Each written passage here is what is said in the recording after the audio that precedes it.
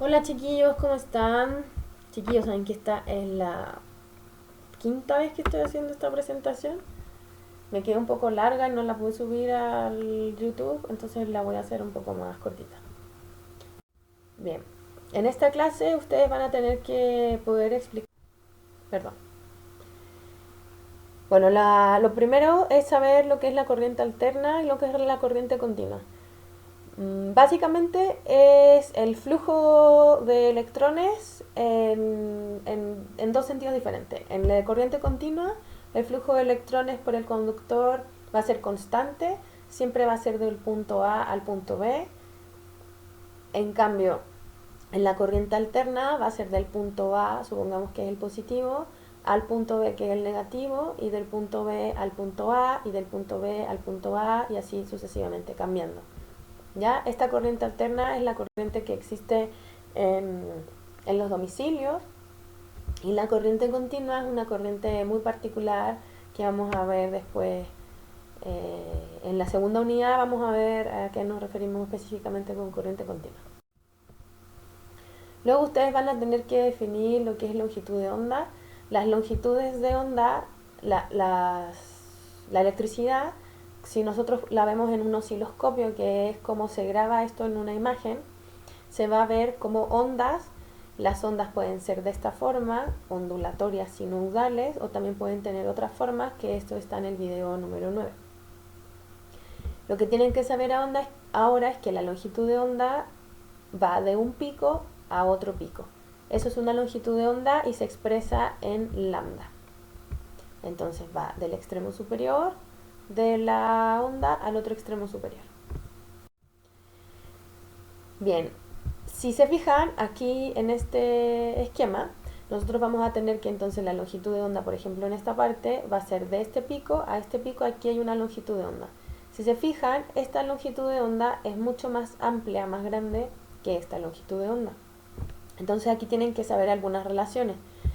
Cuando la longitud de onda es grande, es mayor, va a haber menor frecuencia. Esto que está en amarillo acá es la frecuencia. Fíjense que aquí es 10 elevado a 1, 10 elevado a 2, 10 elevado a 4, 10 elevado a 6 y así hasta 10 elevado a 26.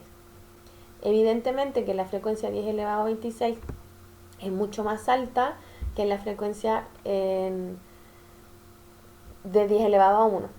La frecuencia quiere decir la cantidad de ondas que van a ver en un segundo. ¿Ya? Eso es frecuencia. Por ejemplo, nosotros utilizamos la frecuencia en los camiones, ¿no? Los camiones tienen una frecuencia, a lo mejor los que están adentro de la ciudad de San Miguel tienen una frecuencia entre 10 y 15 minutos, pero la frecuencia de los camiones que están en el rancho a lo mejor son de media hora, ¿no? Eso es cada cuánto tiempo va a pasar ese camión. En cambio, en este caso de las ondas sería explicado de la forma cuántas ondas hay en un segundo. Entonces las relaciones son, mientras más ancha es la onda, mientras más grande sea la longitud de la onda, hay menor frecuencia. Y mientras menor sea la longitud de la onda, como acá, va a haber mayor frecuencia. Eso es como un poco obvio si lo pensamos, ¿no? Si lo imaginamos como una cuerda, donde la cuerda la hacemos como varias espirales, la cuerda se va a hacer más chiquita, y si le hacemos unas espirales como más ancho, la cuerda va a ser más larga. Bien, esto también tiene que ver con la cantidad de energía. Aquellas frecuencias altas y con longitudes de onda pequeñas van a tener energías grandes, energías ionizantes además, ¿no? Después voy a explicar bien esto. En cambio, frecuencias bajas y longitudes de onda grande van a tener menos energía. Este es otro ejemplo del espectro. De la misma forma, aquí está la frecuencia, ¿sí? Y aquí están las longitudes de onda acá arriba. Tenemos baja, media y alta frecuencia. Lo que es electroterapia trabaja en baja y media frecuencia, que eso es hasta 100.000 Hz. Los 100.000 Hz están aquí, ¿no? 10 elevado a 5. Aquí en esta parte. O sea, que aquí están las bajas y aquí están las medias. Eso solo es electroterapia. Entonces van a tener una energía baja y es una energía superficial. En cambio, las corrientes de alta frecuencia, que ya son corrientes electromagnéticas, van a estar de los 100.000 Hz en adelante. Y entonces ejemplos de esas tenemos los microondas, el infrarrojo, el espectro visible, el rayo ultravioleta, los rayos X y los rayos gamma. Dentro de aquellas frecuencias altas van a haber unas que van a ser de ionizantes en naranja y en amarillo no ionizantes. Menos energía, menor frecuencia, más energía, perdón, menor frecuencia, menor energía, mayor frecuencia, mayor energía. ¿Cuáles son ionizantes? Van a ser los rayos ultravioleta C, los rayos X y los rayos gamma. ¿Qué significa que sea ionizante? Que va a ser capaz de poder romper la célula o de poder modificar el ADN de la célula, pudiendo ser generadora de mutaciones y de tumores. Es por eso que las personas que se toman radiografías ya tienen que protegerse las personas que van a trabajar tomando las radiografías, ¿sí? Esas personas tienen que protegerse. Si en algún momento ustedes han ido, van a fijarse que las personas tienen que envolverse en unos trajes medios extraños y es como súper protegido por el tema de los rayos X, ¿ya? Porque esta energía, probablemente si te tomas una radiografía, eso no te va a lastimar. Pero si tú trabajas tomando radiografías, sí, ¿cierto? Bueno, entonces las preguntas son, ¿qué es una energía ionizante? ¿Qué tipo de relación hay entre la frecuencia baja y el nivel de energía, frecuencia alta y el nivel de energía, y con respecto a la longitud de onda? Y aquí en este gráfico ya se representa completamente.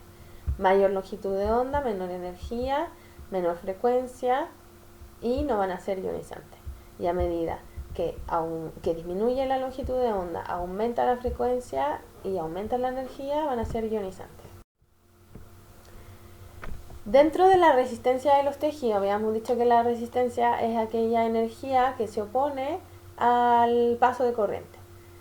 La resistencia está completamente ligada con el nivel de agua que tengan los tejidos. El agua, al ser un buen conductor, porque en el agua va a haber esta posibilidad de que los átomos se transformen en iones y se pueda generar corriente y se distribuya, entonces aquellos tejidos que tengan poca agua, como lo son los tendones, el hueso y la grasa, van a tener una resistencia muy alta. Aquellos, en cambio, que tengan mucha agua al interior de sus tejidos, como los músculos, vasos sanguíneos, nervios, mucosa y tejido conectivo, entonces van a tener menos resistencia. La piel es algo intermedio y vamos a ver ahora por qué. Esta es otra forma de que ustedes puedan identificar los que tienen los tejidos con menor resistencia y mayor resistencia. Recuerden que ya habíamos visto que a medida que hay mayor resistencia va a generar mayor calor. El mayor calor va a ser necesario para poder, en este caso nosotros en dermatofuncional, poder romper las células de grasa y poder extraer los lípidos y de esa forma que los lípidos se vuelvan al torrente sanguíneo y eliminarlos de alguna forma. Pero también puede ser que si tú quieras tratar un tendón o el hueso con electroterapia, hay un riesgo de quemar por el calor, ¿sí? Bien. La piel es un caso especial porque depende de la humedad. La piel seca tiene una resistencia de 40.000 ohms, en cambio la piel que tiene sudor va a ser de 300 ohms y la piel húmeda va a tener 150 ohms. O sea, a medida que está más mojada, más húmeda, con mayor agua, va a tener menor resistencia. La resistencia de los electrodos que vamos a poner, nosotros van a depender del material en el cual están hechos, del grado de humedad. Muchos de los electrodos se van a poner en unas almohaditas con humedad, con agüita. Bueno, no agua, van a estar húmedas, ¿sí? Para que haya menor resistencia y entonces la energía pueda fluir con mayor certeza la que tú quieres sacar del aparato a la piel de la persona. También va a depender de la presión que tú ejerzas sobre la piel y del tamaño del electrodo. A menor tamaño, como por ejemplo este láser que está aquí, hay unos electrodos que ustedes van a poder manejar en la piel, en el rostro de las personas, que van a ser de este tamaño, bien pequeño, va a tener mayor resistencia. En cambio, aquellos electrodos que van a ser más grandes, como puede ser inclusive No, hay unos aparatos que son enormes, son casi de porte del mío, ¿no? Van a tener menor resistencia. Ahora, ¿qué es esto de la fase, el periodo y la frecuencia? Bueno, habíamos dicho hace un rato que la frecuencia era la cantidad de ondas, entonces, que van a ver en un segundo. El periodo es el, el tiempo, el tiempo en que una onda se tarda. Es como la relación inversa de la frecuencia. Bien, aquí, por ejemplo, en este gráfico que está acá arriba, no hay ningún descanso. El pulso es 1, 2, 3, 4, 5, 6. El pulso es constante. Ni siquiera esto ya tiene un tema de descanso. Sería como... A ver, yo ahora estoy frotando. Eso sería constante. ¿Sí? No hay, en ningún momento se detiene la onda. Todo el tiempo, todo el tiempo, todo el tiempo hay una energía que se está dando. ¿Sí? Ahora puede ser más lento, como ahorita estoy haciendo este ruido, o puede ser más rápido, ¿cierto? Bien, eso es la frecuencia. Había más frecuencia en el más rápido, obviamente, y menos frecuencia en el más lento. Pero en algunos casos, como por ejemplo aquí, si se fijan, hay un tiempo pequeño. Ese tiempo pequeño se llama intervalo de fase. O sea, esto sí sería el golpe que estoy dando, o el chisquido que estoy dando, es el pulso, la duración de la fase. Pero el intervalo de fase es ese pequeño espacio en el cual no hay ese pulso, ¿va? Entonces, el periodo aquí va a ser diferente. El periodo en el anterior, como era constante, es cuánto tiempo se demora una onda, ¿sí? Acá, en esto que tiene este periodo pequeño de intervalo de fase, va a ser desde el momento en que se toma el pulso hasta, incluyendo también el periodo de donde no hay. Entonces, en este ejemplo, el periodo sería desde ahora, incluyendo ese espacio, hasta ahí. Desde ahora hasta ahí. Y entonces aquí están las ecuaciones, las tienen que anotar. La ecuación del periodo se ejemplifica con la letra T y tenemos que es el tiempo que se tarda en dar una vuelta, que sería... Ok, en la presentación anterior yo me tardé un poco más porque expliqué con mucho detalle esto, entonces me di cuenta que esto necesita una presentación especial. Son 3 ejercicios que si se guían por las ecuaciones que hay en la diapositiva anterior, que era el periodo 1 dividido en la frecuencia y la frecuencia era 1 dividido en periodo, van a poder resolver estos ejercicios.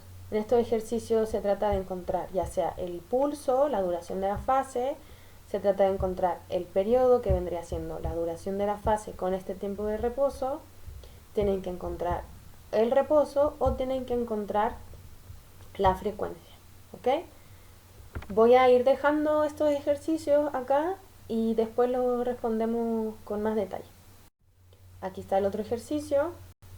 En este, por ejemplo, se te pide la frecuencia, pero si te dan la duración del pulso y te dan la de la duración del intervalo de fase, por lo tanto te dan el periodo, que son los 7 milisegundos.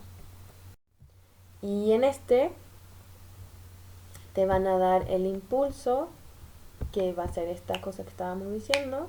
Te van a también, no te van a dar el reposo, pero sí te van a dar la frecuencia. O sea, aquí te están preguntando por el intervalo de fase. Bien, bueno chiquillos, luego resolvemos bien estos ejercicios. Sin embargo, vayan tratando de ver si acaso ustedes le hallan la onda, ¿ya? Les mando un abrazo, cuídense mucho y nos vemos pronto. Besitos, chau chau.